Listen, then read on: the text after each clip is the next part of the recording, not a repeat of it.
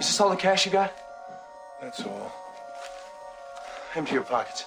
Look, I haven't got it. Empty your fucking pockets, asshole. Or I'm gonna ask my buddy here to bring me something off the hardware shelf that I can use to slice off your fingers.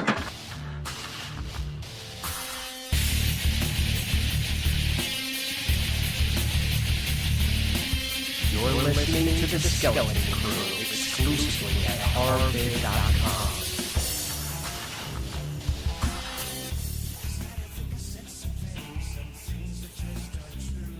Hey, welcome to another episode of the Skeleton Crew exclusively on HorrorBid. I'm your host, Alex, and I'm joined here with Mike. What's going on, Mike? Not too much, buddy. How we doing tonight? Pretty good. We're going to have Dan joining us a little later in the show, but right now, Mike, the big news, the movie everybody's talking about, Cabin in the Woods. Yes, so where do we start? Well, I'm going to start by saying this. This is probably the most overhyped horror movie in how long? I mean, what was the last one that was hyped this much? Cloverfield? They maybe Saw, but Saw lived the hype, so. I think for the most part, Saw and Cloverfield lived up to their hype. I mean, they weren't the greatest movies on earth, but they were definitely mainstayers. Right. It's hard for me not to like this because I really do appreciate the fact that they try to take horror in a new direction. I think the direction sounded a lot better on paper, and when it was completed, I just didn't feel like it accomplished what they were attempting. For example, Scream tried to take horror in a new direction, and they accomplished it left, right, and center. Scream actually maintained its ability to be scary. And that is right. Something that when you take horror in a new direction, you might lose. I think this movie lost that. I agree with you. All right. This is going to be a spoiler. So we're going to list the minutes that you should forward this show if you have not seen this movie yet. Me and Mike are just going to give a full review with everything about the plot included and all that stuff. So please stop listening to the show if you have not seen this and do not want spoilers. We will let you know when the spoilers are over. Okay? That's a fair warning. Now? Very good. Okay. I think it's good for a horror movie, but I don't think, it's a good popcorn movie to go and see with your friends, have a good time. But anything else, it's just, if you look deeper, it doesn't hold up. It's not like the Messiah of horror movies. And I love how Joss Whedon said, this is a bold step in the horror genre. I really don't think it is, because it's not. If you want to talk about movies that really revolutionized horror, okay, you have Psycho, you have Halloween, you have Saw. This does not measure up to any of those. And like I said, Scream, and it doesn't. Scream too, I forgot about that, but yeah, you're right. The problem with the audience is that you try to figure out more than you even have to. And while you're overthinking it, you don't get lost in the movie. It was one of those movies that it was one of the few movies I never got lost in. Right. Like I found myself wanting to know more about it. Like once I'm like, what the hell is this? And then for a split second, I wondered if those zombies were real or if they were actors. I thought maybe the whole thing was like the Scare Factor show. Right. And the thing is, it would have been better if they were actors. Yeah. The thing is, look, it's made out to be that we knew from the get-go that this was done for some company. And I figured, okay, it's a reality thing, which, all right, I'm willing to accept that. And you know what? If they would have stayed on that course, it probably would have had, it wouldn't have been great, but it would have maybe reflected better, in my opinion. But instead, they do a total 180. Mike, I think the biggest hole of this entire movie, or the biggest flaw, is that you don't truly understand the characters working in that company till the end of the movie, where Sigourney Weaver explained it all. So you literally go through the whole movie not knowing the premise. So nobody could accuse anybody like, what are you, stupid? What's so hard to figure out? No one knew till the end of the movie. Now, whether or not that affected your viewing experience, that's on us. It affected mine. And with this movie, the lack of backstory really leaves the audience without a full understanding of what we're even watching here. Where did these people work? What kind of business is this? Right. Who are they? Where are they from? Why are they so heartless about people getting murdered? I mean, they made one attempt at, showing that this guy has a little bit of heart, and then he started saying, wow, it's just the pain and the suffering. Oh, the tequila's here, or whatever he said. And how do those people know about the gods that you have to, what are they, some kind of tribe? But it's like, first of all, okay, come on. You're telling me these gods apparently lived underneath this building, okay? So you're telling me that for hundreds of years, these gods were just under this building and people just all over the place sacrifice people to these gods. I mean, I got to ask you something. I read on Facebook, I saw that somebody posted that, the movie has references to different aspects of the genre. Right. And I got to ask you, Alex, and to the listeners out there, did you guys pick up on what that was supposed to mean?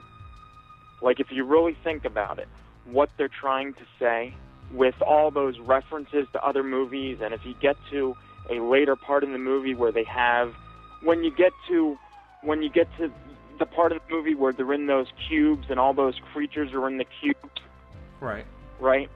What they're trying to say is that every other horror movie that you've seen, and even when Sigourney Weaver's character talked of, the rules, the sequence of the people that had to get killed, and this person had to die, and then this person had to die, and then finally, the virgin could live.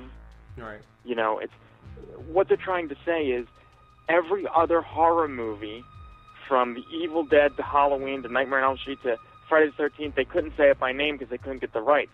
But every other horror movie is basically controlled by these gods, or the killers kill people. That's the sacrifices to keep these gods at bay.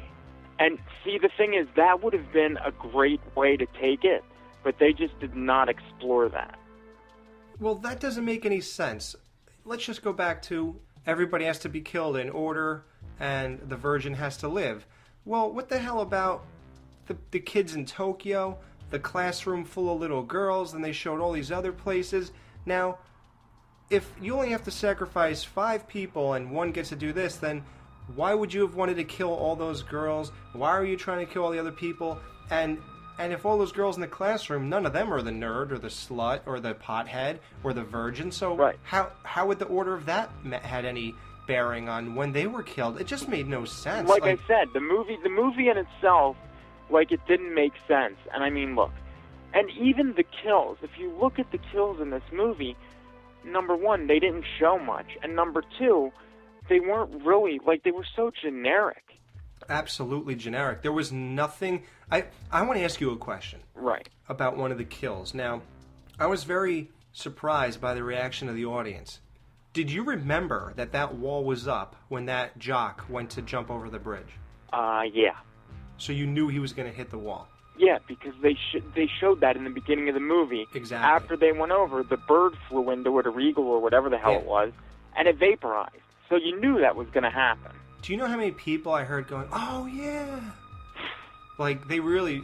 And you know why? Because it makes you think so much. I'm not even going to call those people idiots. Because this is freaking what's that game?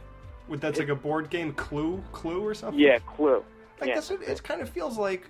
Am I going to sit back and enjoy a fun movie, or am I going to... And I guess it's not that hard to understand, and it's not but what I'm saying is it just triggered me to think too much. And I think that messed up my experience. Like I said, I never got lost in the movie. And here's a question I want to pose to you. Right. Do you think that the first viewing is the worst one?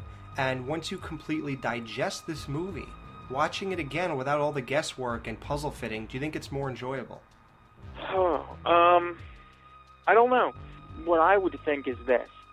If you really want to enjoy this movie, you can't think about it. You just need to go in and watch it. Just watch it at face value. Watch it at the surface.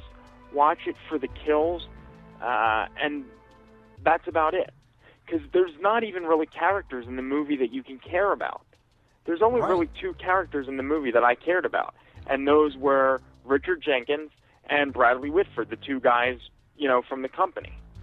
You know, the only one I cared about was that hot blonde. Oh my god. I didn't. Yeah, but the thing is, they were like so shallow. It's like I couldn't Dude. care about her. I don't care. For some reason, Hey, the her part when death... she made out with the wolf was cool. I will give you that. How could, out of all the scenes, you picked that? When she died, that was the saddest moment. I was like, she's not going to be in this anymore. That was so depressing for me. Everybody else I really didn't care about. Yeah, and the zombie with the bear trap, give me a break. You know, now if the zombie would like lasso, like really like throw that thing, and maybe it would show somebody getting their skull crushed. Right. That would be innovative. But if you're just Exactly. going to be like, come here, and just throw the thing and just have it like hit somebody, like it's a little pussy attack. Yeah, you know what? I thought it did actually clamp as it hit you. That would have been a billion times cooler. And it would be cool if it crushed someone's face. These kills were really, really bad. Yeah. Like, so generic, so... What the hell was that? It was just like so... I could have thought of all those if you said, hurry up, what do you want to do? Stab him in the throat. What do you want to do? Just stab her in the stomach. What do you want to do? You know, that's what that kind of... Break their neck and just toss them aside. Right. Like, what the hell kind of kills was this? Now, as far as scary goes, and I'll give this movie one thing. The zombies looked badass. They did. Those were they great. did. Very good atmosphere during all that. But like I said, knowing that everyone's goofing and placing bets and stuff, I just couldn't get into it like I was supposed to. Neither could I. That's the whole thing. And you know what? Honestly, I thought somebody would have been... I really thought that somebody would have been involved with like, you know, from the inside. Like the jock, for example. After the blonde killed her boyfriend, basically he gets hit with a bear trap, and you assume that he's dead. Right. Or at least I assumed that he's dead. And then later on, he just shows up. So that made me think, okay, maybe they're going in a direction where, you know, it's all going as planned now, but maybe this guy, the jock, went rogue, and he's just gone crazy and gonna, you know, take everybody out or something like that. But they never went anywhere deeper with that. And like his departure and then just abrupt return makes no sense because it looked before like he was dead. It's the movie's all over the place. I think they try to cram too much into a short amount of time, and as far as scary goes, the entire premise of the movie doesn't even allow us to get scared. Like I was saying with those, you know, like I found myself caught between this being fake or real. Then as I realized it's real, I found myself in the perspective of the company who was watching this as entertainment, and they're like, okay, let's see if these kids make it through this thing. Then I try to view it from the kids' perspective who realize that they're caught up in this whole mess and realize what's going on. And that would normally work, but when it's supposed to be a horror movie, the formula doesn't mix. It's like oil and water. Right. Something about it. I appreciate the attempt, but it just didn't work. I don't even know how to say this. And I found myself, when I was done with this, watching this, I said to myself, you know, I think I just got to digest the movie. I think I just stuffed my mouth with like a ton, and now I have to digest it. That's how I felt. Right. Like, and I'm not even done chewing yet. You know, like, and I don't know. I just didn't know what to make of the movie. You know, like even in the end when they released all those ghosts, I'm like, all right, this movie's gonna kick some ass. Okay, now there's what we've been waiting for. Let's see them come back and beat their ass, man. After they torture those kids, and it touched on being badass, but it was like a tease, and it never really culminated into the awesome ending. And did you notice that, like, close to that end there, you see a character that kind of represents Pinhead? Yeah. I mean, it's very brief, but see, there's another reference as saying, like I said earlier, that all of these other franchises of horror films are all based around the same mythology, that it's all sacrifices to those gods. Yeah, well, basically, it's the Michael Myers thing. Right. That's what it is. That's what it is, and I just thought of this, too. If you look at it, don't get mad at the Thorn Cult for Halloween 6, because it's really these gods that control the Thorn Cult that control Myers. Sure. Now, Mike, I'm never going to buy into Thor no matter what you try. Right. What do you think of movies that try to make believe all these other movies are real? For example, The Rise of Leslie Vernon, and now this. What do you think of movies that try to say, like, oh yeah, Freddy and Jason are great killers, man? Doesn't it kind of... Freddy can exist in his own world. Jason can exist in his own world. Michael can exist... Like, when you try to act like they're real and now you're a killer too, to me, that is the ultimate cheese effect, man. And it really... those lines in Leslie Vernon really took me out of that movie. It's a great movie, but I try to, like, ignore that stuff. What do you think about that when they try to make, like, all that stuff is legit? Yeah, it does kind of... it does kind of take you out of it. Like, it does. It makes it seem stupid. It makes it seem corny. Like, oh, come on. A majority of people go to these movies to kind of like, it's escapism for an hour and a half or 2 hours. That's exactly what it is. Yeah. And when you try to, like, bring the escape into reality, it kind of takes you out of that moment. Mike, that is perfectly well said. I have nothing to elaborate with. And like I was saying, I just thought of this when I was saying, like, it made me overthink the movie. Right. When I first saw the cameras pop up and it showed all the rooms, I'm sitting there and I'm saying, okay, what do they do? Like, take all the footage, and is this how they make horror movies? Like, they send people to really kill these kids, and then they pass it off as just a phony movie with, right. like a studio? Like, I didn't know what to make. Like I said, my mind was everywhere, man. My mind was mush. I thought that it was for some reality thing, because he's like, the one part where the blonde and the other guy are in the woods, before she dies, and they're kind of getting down. Yeah. And he's like, you got to give the customer what they want. So I'm thinking at first that it is, for a big reality thing. And honestly, that probably would have made me, be able to swallow the whole movie a little more. Yeah, and then, we find out that it's a completely different objective that they have. Right. It was all over the place, dude. It was like, if they use that footage and just said, all right, this is the new Jason, or this is the new Saw movie, this is the new Machete and all that, or this is the new Evil Dead. If they did that, that would have been kind of cool. Right. Like, I kind of think that's where they should have went, instead of saying, like, does it really matter if this girl has her tits out?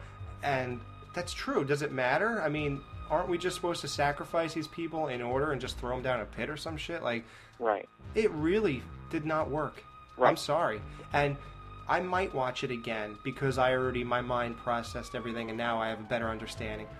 And now I could actually have fun and just sit back and have a good time. But I doubt it. I really doubt it. I think I'm just going to be bugged by a lot of things. Right. And I mean, that's the thing. The movie had so much potential. It really did. On points that we mentioned. Like, they could have had the jock guy working with the company from the inside. And they could have had a better resolution. And instead of having it be about a company sacrificing victims to gods, it could have worked for a reality show thing. The kills could have been a little better. I mean, It had so much potential to be a great movie, but they just went the wrong way with it. And I think if somebody's going to go and make a bold statement like, this is a bold new step in the horror genre, I mean, really, it's not. And the thing is, by saying that, you're really setting yourself up to be scrutinized. You see, I think it is a bold step. I just think they tripped. They went. It's a bold step, but it's a step in the wrong direction, unfortunately. That too, yeah. And like I said, I think our direction is the one they should have went in, and it's too bad. And, we can get into how we thought the pothead was super generic, and I think they were going for that eventually. Although I did, that was the one character within the group that I actually did enjoy, because they did make him kind of like a smart guy. And you know what, though? They brought him back, too, when he was thought to be dead. Yeah, that was weird. I didn't like that too much either. But, that's what we're trying to say here. I think that there was too many missed opportunities. I mean, look, the movie does have great atmosphere at times, and there are some jump scares, because I did jump a few times during the movie. And you know what I mean? It's good for a horror movie on that level. But if you look at it as anything more, like if you look at it as the messiah of the horror genre, It's not. Lionsgate did not save horror. They just gave us another horror movie. Yeah, if you think this is Psycho or Halloween or Scream or Saw, it's not. No. So don't think that from now on. Hell, I think Paranormal Activity has changed horror more than this, or even if you want to say Blair Witch Project, for even maybe that's the reason Paranormal Activities is even here. You know? Right. You know? Yeah, so, I would say that. Yeah. So I'm going to say that. So we don't want to go too long because honestly, anybody who has to forward this honestly can't hear basically any of our show. You basically are just going to hear the news. Right. Sorry, guys. Adam Green next week, guys. Yeah, Adam Green. So, okay, let's end the spoilers here so I could tell people what minute. So if you're listening right now, the spoilers are done. I'm just going to say, it's a good movie. It's a good horror movie. It's a good atmospheric movie. But if you want anything deeper than that, it's not the movie for you. I'm going to say, if you want to just see what everybody's talking about, then go see the movie. And if you're not going to watch the movie, hopefully you heard this review and maybe our review helped whether or not you want to see it, and we didn't kind of ruin it for you. But right. So that's about it. So Dan will be back with us in the second segment of The Skeleton Crew exclusively on HorrorBid.com, and we'll be right back after this break. You're listening to The Skeleton Crew, the show that just keeps on getting worse.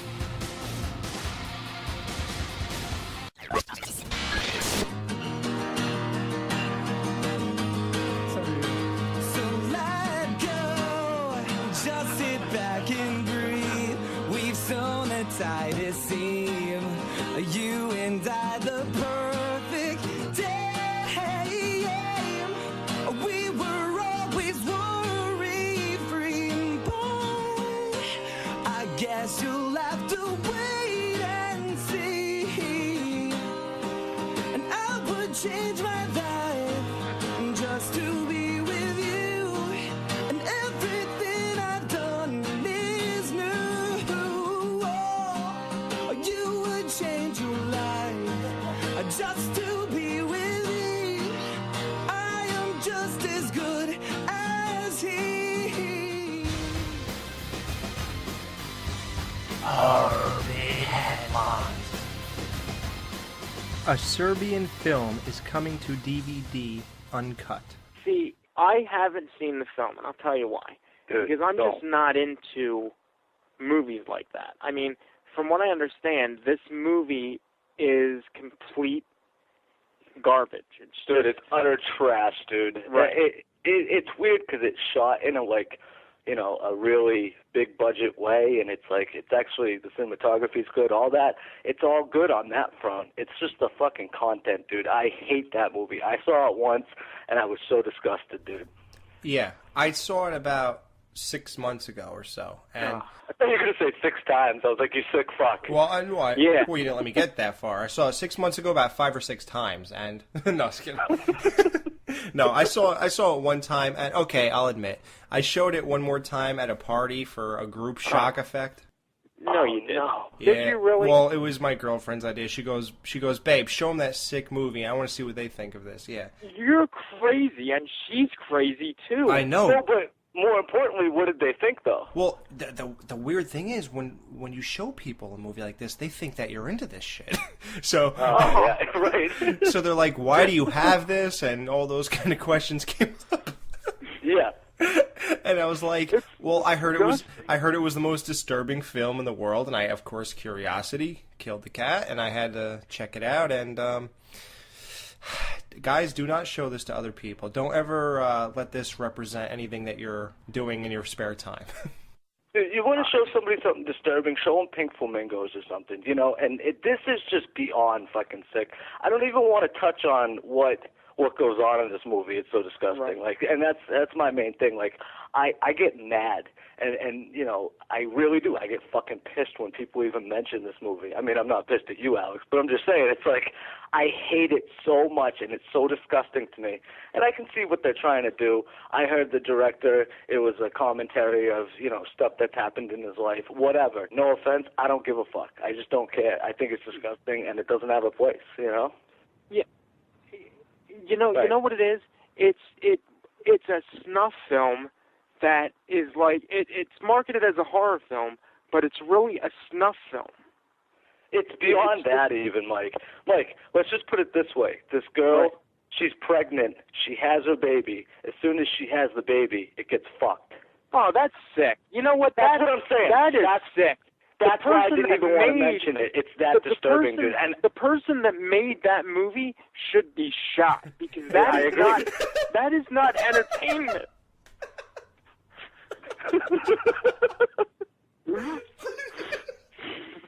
Dan, I thought you didn't want to talk about what's on the movie.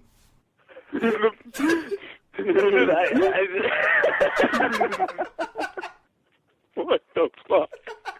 I'm just gonna say, like, the person that made that movie should be fucking shot. I didn't even know that happened, and I am fucking floored right now. That is complete and utter bullshit. Hey, listen, I'm gonna say something in Dan's whole thing, ready? I don't want to talk about this movie either, but he does stick his dick up his son's shit pipe. Yeah, exactly, yeah, and he doesn't even know it until the fucking bag's removed from his head. This movie's so fucked, dude. Dude, it's just so twisted, dude. Like, who fucking thinks of this and like, oh, this is going to be a great movie? It's beyond fucking disgusting, dude, you know? And that's the thing about movies like that, you know, there reaches a certain point where it's not funny or it's not even, you know... Yeah, this is not funny. Vaguely insightful, you know what I mean? Despite our laughing, this is not funny at all. Well, what do you gain? It's just pure shock value. That's all What that do you shit gain is. from a movie like that? Seriously, like, what is to be gained? I mean, look, I understand people can bitch about horror films and say, well, what's the value in seeing a movie where somebody runs around with a butcher knife killing people? Okay, it's fun. It's not reality. It is fun, right? Though, yeah. And I gotta ask, you know, somebody that watches this film or the person that made this film, what is to be gained from watching this movie? Right. Are you just supposed to, like, is it supposed to show that the majority of people in this world are sick and depraved? Well, you know, you listen, Mike, I'm going to give you a good, this isn't an analogy, I don't know what it is, but I'm going to give you a good viewpoint. Ready? Right. People can say, why do you think it's entertaining to watch a guy walk around with a butcher knife killing 5 or 6 people in a neighborhood, and that's the movie? Because that happened to me and my family. They were killed by a guy like that. Now you could say, oh, I understand. Then you could say, what's the gain by watching people fuck babies that just come out of somebody, or their son in the ass, or whatever was going on in that Serbian film, and that on a whole level is not okay, whether or not it happened to somebody else or not. There's nothing okay with this. It's kind of okay to watch Michael Myers killing people because, hey, listen, we all gotta die sometime, but not all of us get fucked in our ass 2 minutes after we're born or 30 seconds after we're born, and not all of us fuck our kids in the asses. So it's a whole different realm of why it's not okay and not entertaining and not in the least have any value. Just don't see a Serbian film. All right, guys, let's get into a lighter topic here. We got Ghostbusters 3 and Bill Murray. Oh, no, you're not going down this road. Bill Murray said he just might do this movie, right? Is that the consensus here? You know, listen, I'm a fan of Ghostbusters. I saw the first one in the theater in '84 when it came out. I saw the second one in '89. I love the movies, okay? I'm a fan. I'm looking forward to a third one. I am sick of Bill Murray going back and forth with this, okay? Either he's in or he's out. Don't keep jerking us around going back and forth, buddy. Just say you're in, you're out, whatever. I don't care either way. I want to see the movie made. Well, honestly, I don't care if they make one with him not in the thing, because I'll still see it even if he's not in it. I don't care. As long as Slimer's in it, that's fine with me, because I love Slimer. Do you think this is all a publicity thing to fucking build hype before he really does drop the bomb and say, oh, fucking I'm attached to it now, booyah? Exactly. I think so. That's what it is, too. I think so. I agree. All right, Carrie is being remade, and Julianne Moore might play Carrie's mother. First of all, what do you think about the idea of the remake in general? I could care less. Best scene of Carrie was at the end gym scene. It was a slow movie. It was just kind of, kind of forgettable in my eyes. Now, I respect it. I think it's one of the best Stephen King book adaptations brought over to film. But Pet Cemetery is better, though. It's got Pet Sematary. Pet Sematary is definitely better, although I will say Carrie, the scene in the locker room in the beginning where she gets her period is awesome. I like that scene, but just the whole movie kind of, just with the subject matter, and it just kind of rubbed me the wrong way. I didn't really like it. But you're not supposed to like it. You're supposed to feel horrible for this chick. But, you know, I don't know. There's just something about that movie that I just, you know, I can't say, oh, Carrie's one of my favorites. I respect it. I understand what it's done for horror. Great, let's move on. Now, the remake, I don't know, dude. It's tough. Unless they do something totally different with it, I don't see how much impact it could have. I mean, who knows what they're going to do, but I think Julianne Moore is a fucking great addition as the mother. I mean, she was crazy. Remember that scene in in Boogie Nights where she's fucking all coked up and all fucking insane? I mean, right there, that just shows the tip of the iceberg. I can name a couple other roles, too, that she's done that really shows her acting ability as far as craziness goes, but I think she's great for it. Yeah, no, she can definitely play the religious zealot, I think, to a T. Because Carrie's mother was really, like, out there religious. So I think that Julianne Moore can capture that. The bottom line is, though, you know, it's kind of like with any Stephen King remake or any remake in general. You know, do you really want to pay to see a Carrie remake? Do you want to pay to see a Pet Sematary remake? I heard they're remaking Firestarter as well. Do you really want to pay to see these remakes? Do you think that it's worth doing it? Or can we just, you know... No. Live with the originals. No, original's fine. Originals Exactly. all the way. I want new ideas. I want fucking Cabin in the Woods. I want fresh shit. I'm so sick of the remakes, dude, at this point. Now, I liked Halloween. I liked a couple of them, Texas Chainsaw, but thinking back, dude, it's just not worth it all around. Get some fresh fucking shit in here. And I know I'm not saying anything, you know, mind-bending here or anything new for that matter, but come on, we just need new, fresh ideas. And, you know, the remakes can... They hold, I don't know, it's weird because some of them do well, and I have a feeling this one's going to come back and do well just because of the older generation, you know, how they dug it as kids probably, so they'll go see it now, but who knows? Who knows how this is going to do? I have a feeling it's going to do good, and people like us, you know, true horror fans, aren't going to like it. Probably, you're right.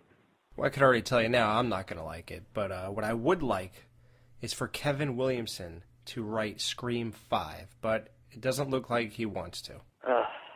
I can understand that, though. Yeah, fuck yeah, dude. After they raised him on Scream 4? Right. And I mean, even with, look, I think the only movie that he's done that I think was untouched was, and you know what, people are probably going to flame me for this, but... What, the pilot to Dawson's Creek? Well, yeah, Dawson's Creek obviously I don't think was touched. I think that was, you know, all him. He does not get, you know, the respect that he deserves within the genre. He needs, what needs to happen is, okay, he can come back and do Scream 5, but it's like, I think that they need to sign a contract or something, the Weinsteins and all, just saying, look, hands off. Well, total hands off with this with this film. You can write and do whatever you want because it's proven. Dude, Scream 1 was perfect. Was flawless. And they didn't touch that.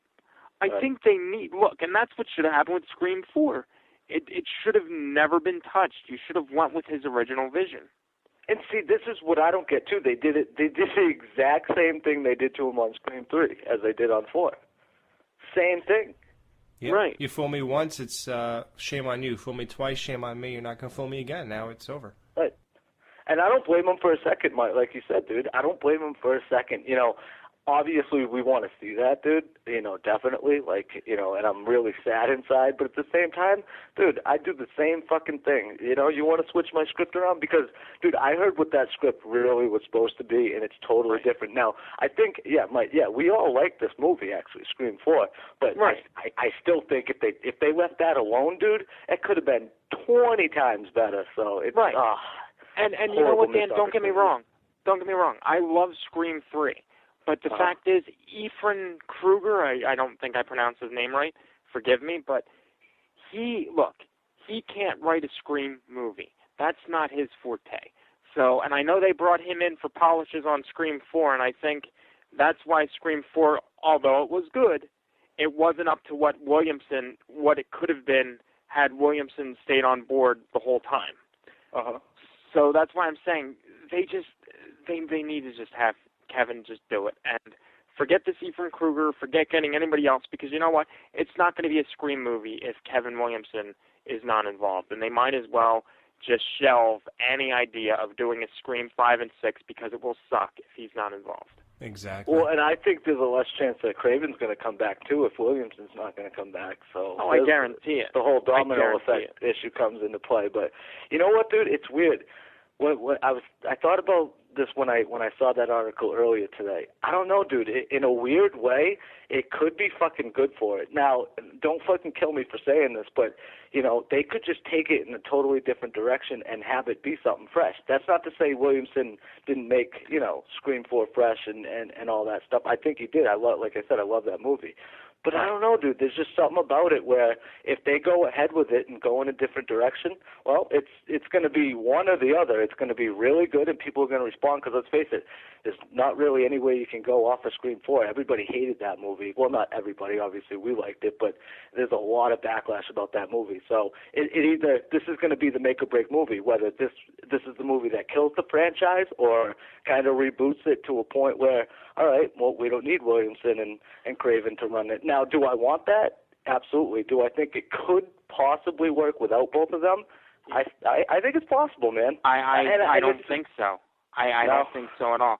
Dude, this is me being very optimistic, too. Right. Oh, and look, I understand because, you know, the person inside of me, there's a little bit that says, you know, I agree with you on that sense. But there's an even bigger part of me that says this series is on life support right now. And regardless of if we like Scream 4 or not, a lot of people did not. So unless you have Williamson attached to Scream 5, I guarantee you that it's going to turn a lot of people off. Right.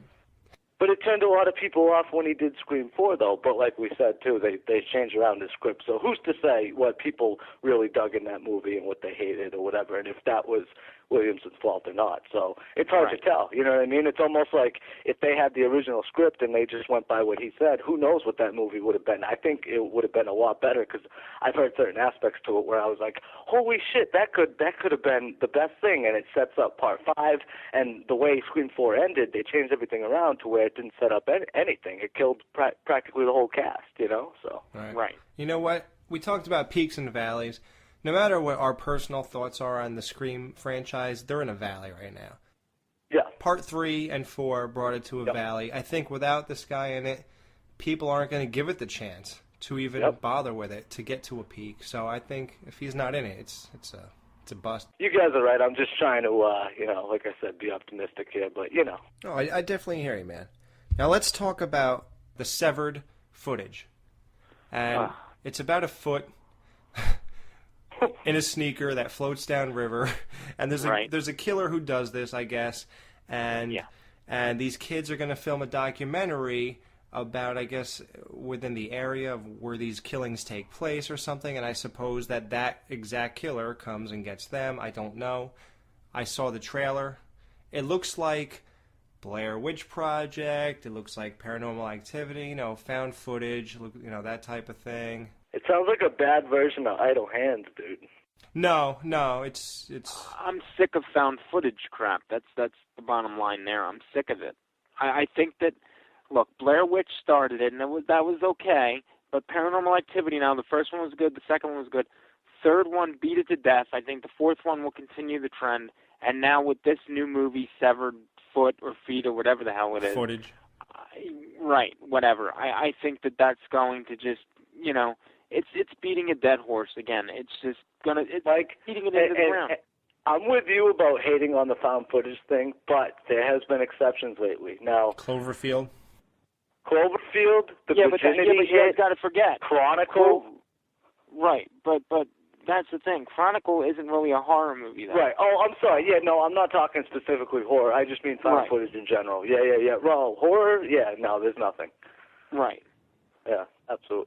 Well, Mike, if you're sick to death of found footage, I got one more for you. The Possession of Jamie Hunt. Yeah, give me a break. I watched that trailer. I did not know what to make of it. It was a minute I wish I could have back from my life because it's just horrible. It really is. I'm sorry. You know, I love independent people trying to make it. Like if you guys when Down the Road is released that our buddies Jason Christopher and Devin Labasio made. Great guys, by the way. Right. You get a movie like that, that's something that you want to watch. You get a movie like this Jamie Hunt thing, Possession of Jamie Hunt. It's not good. No. I mean, come on. I've seen so many different variations of The Exorcist. I think I'm just done. Yeah, it was terrible. And that last Exorcist movie, when we have time, I'm going to tear that apart. But we don't. Let's just touch real quick.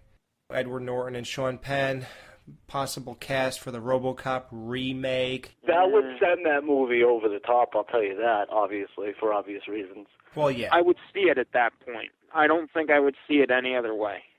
I'm having a tough time, though, seeing the guy that they're supposedly having play RoboCop. He's in that show, The Killing, and I love the show, and he plays a cop on that show, too, but he plays like a very laid-back cop in that, so it's tough to see him, even his facial features and everything. It's tough to see him in that role.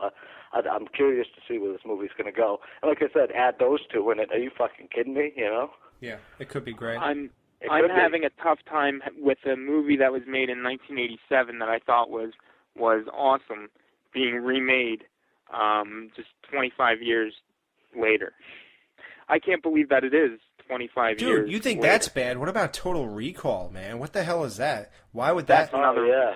First of all, that doesn't even need to be remade. No. And you know what? Colin Farrell, is his career that much in the toilet that he had to go and do another remake? I mean, come on. Fright Night remake was good. It wasn't great, but it was passable. And I mean, now he's doing Total Recall. What? I'm just sorry. Some of these things they really get me. That's all. I think it's just ridiculous. They don't need to do it. I just can't believe they're doing it. I mean, yeah. Remaking Arnold Schwarzenegger movies while he's still alive, it just seems unnecessary, disrespectful. I don't know. Speaking of Arnold, Alex, you want to get into that? One last quick headline of HorrorBid. James Cameron wants to focus Terminator 5 on the T-800 model, which is Arnold Schwarzenegger's model of Terminator. Now, I already have a total definite opinion on this. Now, when I said that, I already said this to a lot of people. Terminator 4 showed us the light.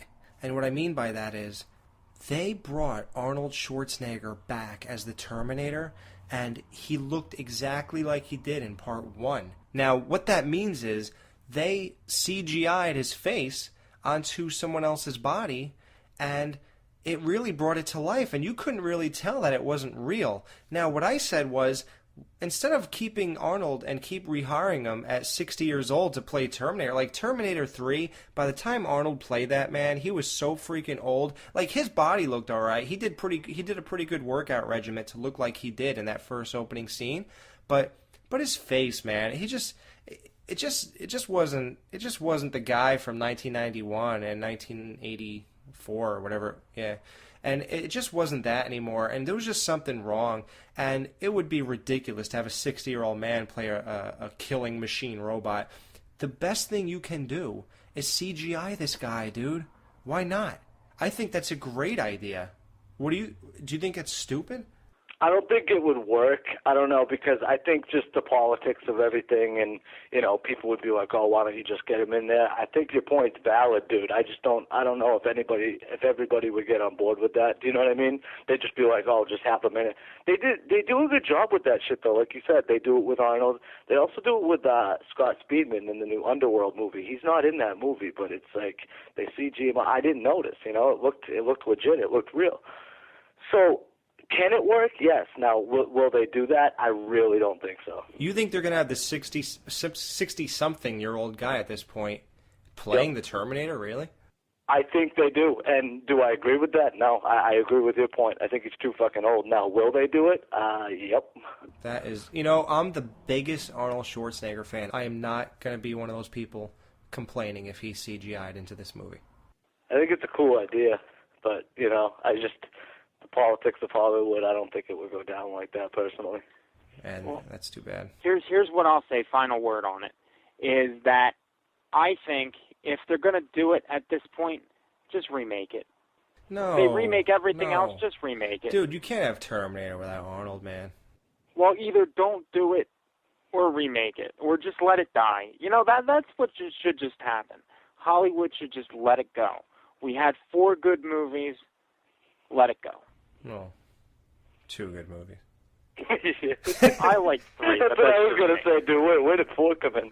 3 could have been good if Edward Furlong came back as John Connor. Then it would have been good, because it was a solid movie, except for the fact that the continuity of the characters was just too far gone.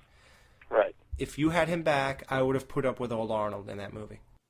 Yep, I agree. So let's get to our Netflix pick of the week. Now, what we do here on the Skeleton Crew, we all, you know how Oprah has her Book of the Month Club, or, whatever it is, Harpo Entertainment, all that good stuff. So yeah, what we have here is the Netflix pick of the week, and what we do is the 3 of us pick a movie that we're all going to watch this week and then talk about next week. And anybody with Netflix can watch it. It's not asking you to go buy a movie. We're not asking you to rent a movie if people still drive out to those buildings and pick a movie up and drive home. It's very simple. So this week, what's the movie this week, Mike? Stakeland. Stakeland. Yes. I've heard good things about Stakeland, and I'm very excited to see this. And dude, I've heard so many good things about this movie, and I have yet to see it. So it's really building up here. I'm very excited to see this movie, and just for the record too. I mean, Mike hates Danielle Harris, so for him to like this movie is shocking. It is weird that he would pick this movie out of all those titles. So. People are going to realize one day that that's a total lie. Okay. Yeah. We'll have plenty of time to get into that. Yeah. Hey, listen, everybody has some actress's pants on their walls in their bedroom, so. See, I didn't want to say it. I'll post the picture on the Facebook page. Do this, because I really want to see that, dude. I'll use it as my timeline picture. Okay. I will take a picture when we are done, and I will post it on the Facebook page. Remember you mentioned that to her too, Mike, when you were talking to he her? did. Yeah, actually, it was mentioned, and she thought that it was hilarious. You could tell she was a little tad bit creeped out at first, but then she was down, because she sees that shit all the time at, conventions and stuff. Right, but I don't think that anybody else has her screen-worn pants from Halloween on their wall, but that's... But I'll post a picture, and maybe I'll even give Alex the picture, and we can put it under this show so the people that aren't on Facebook, if they choose not to like us on Facebook, they can still see the picture. Yeah, and Dan, I think when that was revealed to Danielle, I think she had one hand on the phone talking to these guys on the interview, and the other hand was on her cell phone dialing 9-1 and waiting to press 1. Yes. When it was over, yes. Yeah. Dude, I was even scared for her, man. So maybe you guys out there in listener land, check out Stakeland this week. We will, leave us your comments, and we will go over them this week on the show. Yep. So remember, we have a Facebook. It is the Skeleton Crew Show. Like it. You don't have to actually like it. Just click like. And you could be updated on, pants and new shows and things like that. And tune in next week. We will have Justin, webmaster of HorrorBid.com, on the show, and many more things. So this is Alex, Michael J. and Dan Chase. And we will see you next week. It's not like the Messiah of horror movies. And I love how Joss Whedon said, this is a bold step in the horror genre. I really don't think it is, because it's not. If you want to talk about movies that really revolutionized horror, okay, you have Psycho, you have Halloween, you have Saw. This does not measure up to any of those. And like I said, Scream, and it doesn't. Scream too, I forgot about that, but yeah, you're right. The problem with the audience is that you try to figure out more than you even have to. And while you're overthinking it, you don't get lost in the movie. It was one of those movies that it was one of the few movies I never got lost in. Right. Like I found myself wanting to know more about it. Like once I'm like, what the hell is this? And then for a split second, I wondered if those zombies were real or if they were actors. I thought maybe the whole thing was like the Scare Factor show. Right. And the thing is, it would have been better if they were actors. Yeah. The thing is, look, it's made out to be that we knew from the get-go that this was done for some company. And I figured, okay, it's a reality thing, which, all right, I'm willing to, yeah. Is this all the cash you got? That's all. Empty your pockets. Look, I haven't got it. Empty your fucking pockets, asshole. Or I'm gonna ask my buddy here to bring me something off the hardware shelf that I can use to slice off your fingers.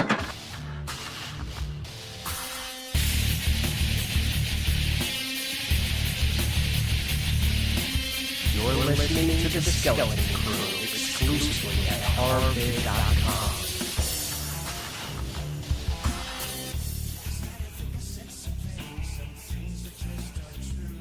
Hey, welcome to another episode of the Skeleton Crew exclusively on HorrorBid. I'm your host, Alex, and I'm joined here with Mike. What's going on, Mike?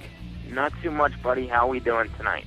Pretty good. We're going to have Dan joining us a little later in the show, but right now, Mike, the big news, the movie everybody's talking about, Cabin in the Woods. Yes, so where do we start? Well, I'm going to start by saying this. This is probably the most overhyped horror movie in how long? I mean, what was the last one that was hyped this much? Cloverfield? They maybe Saw, but Saw lived the hype, so. I think for the most part, Saw and Cloverfield lived up to tribe. But it's like, first of all, okay, come on. You're telling me these gods apparently lived underneath this building, okay? So you're telling me that for hundreds of years, these gods were just under this building and people just all over the place sacrifice people to these gods. I mean, I gotta ask you something. I read on Facebook, I saw that somebody posted that, you know, the movie has references to different aspects of the genre. Right. And I gotta ask you, Alex, and to the listeners out there, did you guys pick up on what that was supposed to mean? Like, if you really think about it, what they're trying to say with all those references to other movies, and if you get to a later part in the movie where they have, when you get to the part of the movie where they're in those cubes and all those creatures are in the cubes. Right. Right? What they're trying to say is that every other horror movie that you've seen, and even when Sigourney Weaver's character talked of, you know, the rules, like the sequence of the people that had to get killed, and this person had to die, and I'm willing to accept that. And you know what? If they would have stayed on that course, it probably would have had, you know, it wouldn't have been great, but it would have maybe reflected better, in my opinion.